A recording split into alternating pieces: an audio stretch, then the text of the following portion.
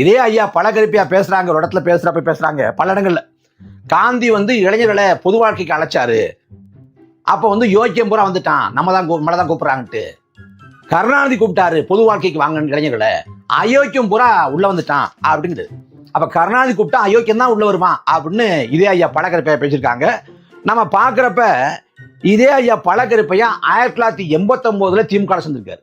1989 அதுக்கு பிறகு 2016 இதே ஐயா பழகரிப்பையா திமுக சேர்ந்திருக்காங்க. அப்ப கருணாநிதி கூப்பிட்டா அயோக்கியம் பூரா போய் சேர்ந்துருவா அப்படின்னா 2016 1989 எதற்காக திமுகவில் கருணாநிதி தலைமையேற்றுக்கிட்டு பழகரிப்பையா போனார்? நீ கேட்ட ஒவ்வொரு கேள்வி என்ன செருப்பால் அடிச்ச மாதிரி இருக்குடா. மாதிரி இல்ல, உண்மையிலே செருப்பால தான் அடிச்சது.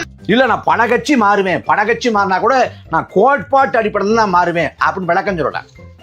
ஈழம் தான் எனது முதன்மை உணர்வுனா ஈழத்துக்கு துரோகம் பண்ண கருணாநிதியோட 2016 எப்படி சேர்ந்தார்? இது முதல் கேள்வி. மடப்பட பேசிக்கிட்டு இருக்கும்போது மைக்கு கொண்டாந்து வாய்க்குள்ள வரையடா.